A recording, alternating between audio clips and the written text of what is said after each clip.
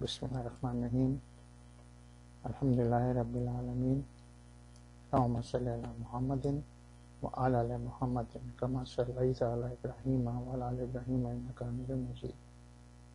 السلام علیکم ورحمۃ اللہ وبرکاتہ۔ ایک مسلمان کے لیے سب سے ضروری بات یاد رکھنے کی یہ ہے کہ کوئی بھی کسی کو نقصان یا فائدہ نہیں دے سکتا جب تک کہ اللہ تعالیٰ کی مرضی اس میں شامل نہ ہو۔ اگر ایک مسلمان بیمار ہو تو اسے علاج کرانا چاہیے اور رقیہ کرنا چاہیے، اور یہ دونوں چیزیں اس بات کے خلاف نہیں ہیں کہ شفا دینے والا اللہ ہے، اور یہ کہ علاج کرانا یا رقیہ پڑھنے کا جب تک فائدہ نہیں ہوگا جب تک اللہ تعالیٰ کی مرضی نہیں ہوگی۔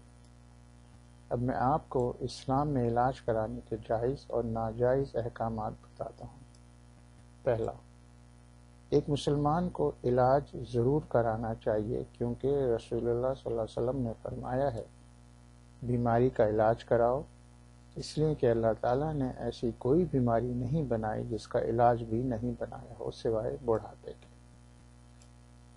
نمبر 2، ایک مسلمان کسی غیر مسلمان ڈاکٹر سے علاج کروا سکتا ہے اگر کوئی مسلمان ڈاکٹر موجود نہ ہو۔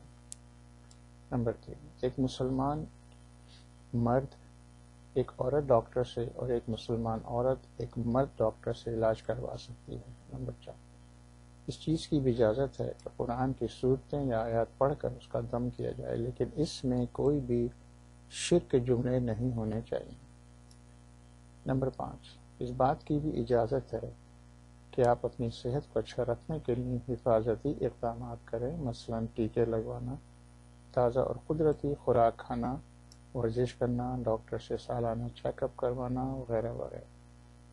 نمبر 6، اللہ تعالیٰ سے دعا کرنا چاہیے جو دعائیں قرآن اور سنت کے مطابق ہوں۔ جب کوئی کسی بیمار کی عیادت کو جائے اور یہ دعا 7 دفعہ عربی میں پڑھے تو اللہ تعالیٰ اس کو شفا دیں گے۔ دعا یہ ہے: اس'لُ العظیم رب العرش العظیم یشفیک۔ میں دوبارہ پڑھتا ہوں، اس'ل اللہ العظیم رب العرش العظیم یشفیک۔ نمبر 8، رقیہ مریض پر پڑھنا سنت سے ثابت ہے، جو کہ یہ ہے: سورہ فاتحہ پڑھیں، آیت الکرسی پڑھیں، قل هو اللہ احد پڑھیں، قل اعوذ برب الفلق پڑھیں اور قل اعوذ برب الناس، اور پھر اس کے بعد مریض کے پورے جسم پر سر سے لے کر پاؤں تک دم کر دیں۔